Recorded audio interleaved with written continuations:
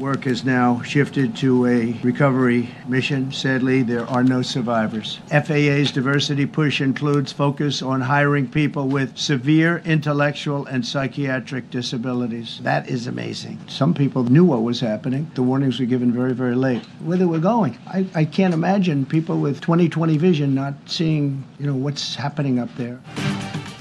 امریکی صدر Donald Trump نے ایویشن اتھارٹی اور ملٹری کو طیارہ حادثے کا ذمہ دار قرار دیا.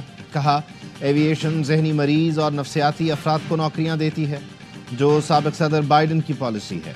بہترین ویژن رکھنے والے لوگوں کو خوش نظر نہیں آیا. ہیلی کاپٹر طیارے سے جا ٹکرایا. موسم صاف تھا، لائٹس بھی آن تھیں.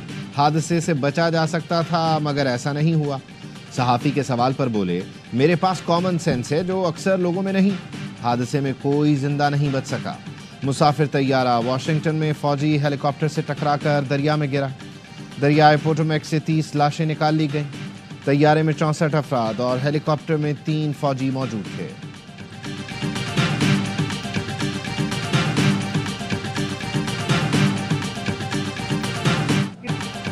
وزیر اعظم شہباز شریف نے پی ٹی آئی کو پھر سے مذاکرات کی دعوت دے دی. کمیشن کے بجائے پارلیمانی کمیٹی بنانے کی پیشکش. وفاقی کابینہ سے خطاب میں کہا، آئیں بیٹھیں، ہم ہاؤس کی کمیٹی بنانے کے لیے تیار ہیں. پی ٹی آئی والے مذاکرات سے بھاگ رہے ہیں، یہ اپنے گریبان میں جھانکیں. ہم نے مذاکرات کی آفر کو دل سے قبول کیا، پی ٹی آئی کو سازگار ماحول فراہم کیا. 26 نومبر کی بات کرتے ہیں تو پھر 2014 کے دھرنوں پر بھی ہاؤس کمیٹی بنے. 2018 میں بھی جوڈیشل کمیشن نہیں، ہاؤس کمیٹی بنائی گئی تھی. دن رات کوشش کر رہے ہیں کہ ملکی ترقی کا خواب شرمندہ تعبیر ہو. اسٹیٹ بینک نے شرح سود میں 1% کمی کا اعلان کیا. میرے خیال سے 2% کمی ہونی چاہیے تھی.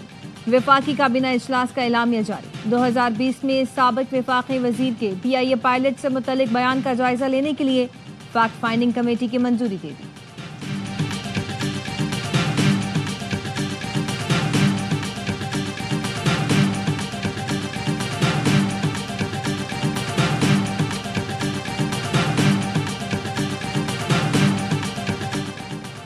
پاکستان تحریک انصاف نے وزیر اعظم کی پیشکش مسترد کر دی. Chairman P T I barrister Gohar نے کہا، وزیر اعظم کی آفر قبول نہیں کی جا سکتی.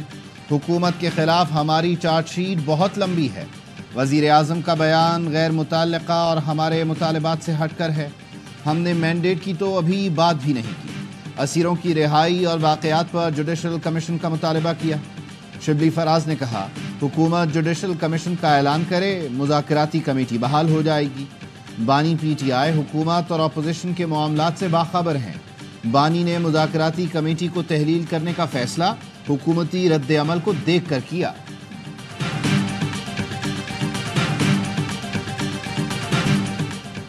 سینٹ کی قائمہ کمیٹی برائے خزانہ کی ہدایات پر عمل درآمد. ایف بی آر نے 1010 گاڑیوں کی خریداری روک دی. چیئرمین ایف بی آر نے کہا، خزانہ کمیٹی کو مطمئن کرنے تک گاڑیاں نہیں خریدیں گے. اجلاس میں سینیٹر فیصل وارڈا نے انکشاف کیا، ایف بی آر افسران نے انہیں مارنے کی دھمکی دی. کہا، علی صالح، شاہد سومرو اور ڈاکٹر سجاد صدیقی نے براہ راست دھمکایا. 22 جنوری کے اجلاس کے بعد ٹیکس حکام گھٹیا حرکتوں پر اتر آئے. سستی گاڑیاں فراہم کرنے کی پیشکش پر کمپنی پر چھاپا مارا گیا. کراچی میں رہتا ہوں، دھمکیوں کا جواب دینا جانتا ہوں. واضح کر دوں، مجھے یہ بدماشیاں نکالنا آتی ہیں. پوچھا، ایف بی آر کی 100 ڈبل کیبن کہاں اور کس کے استعمال میں ہیں؟ سب ثبوت ہیں. افسران گاڑیوں کے اسٹیکر اتار کر گھروں میں استعمال کرتے ہیں، آئندہ بھی کریں گے.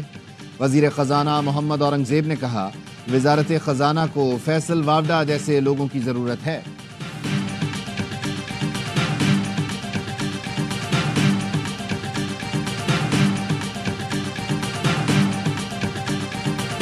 کلبوں پر سیاہ پرچم لہرائے جائیں گے. اپنے اپنے شہر میں آپ جا کر یوم سیاہ کی تقریب میں شروع ہوں.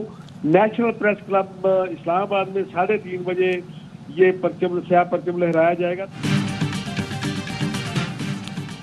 پیکا ایکٹ کے خلاف صحافی برادری سراپا احتجاج. Pakistan federal union of journalist کے تحت آج یوم سیاہ منایا جائے گا. پریس کلب یونین دفاتر پر سیاہ پرچم لہرائے جائیں گے. احتجاجی ریلیاں نکالی جائیں گی. صحافی سیاہ پٹیاں باندھ کر تقریبات کی کوریج کریں گے. صدر P F U J Afzal Butt کہتے ہیں، صدر مملکت کا ملاقات کا موقع دیے بغیر بل پر دستخط کرنا افسوسناک ہے. پارلیمنٹ ہاؤس کے باہر دھرنا دیا جائے گا. صدر کی منظوری کے بعد گزٹ نوٹیفیکیشن جاری، پیکا ترمیمی ایکٹ 2025 نافذ العمل ہو گیا۔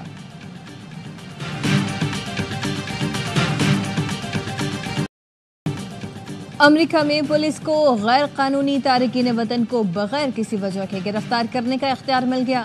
امریکی صدر ٹرمپ کے دوسرے دور کا پہلا قانون 30,000 غیر قانونی تارکین وطن کو گوانتانامو بے جیل بھیجنے کا اعلان کر دیا۔ امریکی انتظامیہ نے فلسطین کی حمایت میں مظاہروں میں شریک طلباء کے ویزے منسوخ کرنے کا فیصلہ کر دیا۔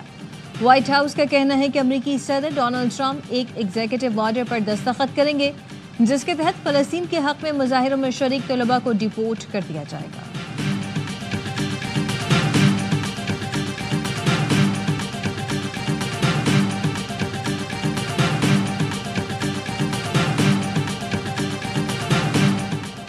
وزیر اعظم شہباز شریف سے وزیر داخلہ اور chairman P C B Mohsin Naqvi کی ملاقات، اپنے حالیہ دورہ امریکہ سے آگاہ کیا۔ امریکی حکام، کاروباری افراد اور سرمایہ کاروں سے ملاقاتوں پر بریفنگ دی۔ چیمپئنز ٹرافی کے انعقاد کی تیاریوں سے بھی آگاہ کیا۔ شہباز شریف نے کرکٹ بورڈ کی کاوشوں کو سراہا۔ محسن نقوی نے انسانی اسمگلنگ میں ملوث گروہوں کے خلاف آپریشن اور امن و امان کی صورتحال پر بھی وزیر اعظم کو اعتماد میں لیا۔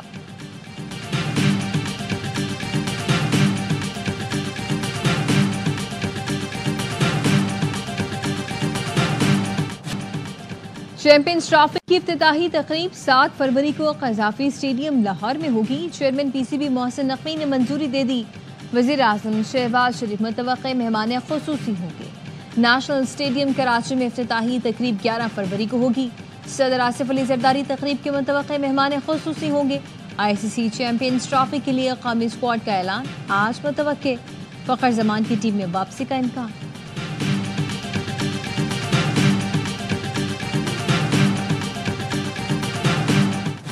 اور افغانستان نے آئی سی سی چیمپئنز ٹرافی کے لیے آفیشیل کٹ کی رونمائی کر دی۔ جرسی پر خوبصورت خطاطی اور افغانستان کے ثقافتی ورثے کو اجاگر کیا گیا ہے۔ افغان کرکٹ بورڈ کا کہنا ہے کھلاڑی یہ جرسی پہن کر تاریخ رقم کریں گے۔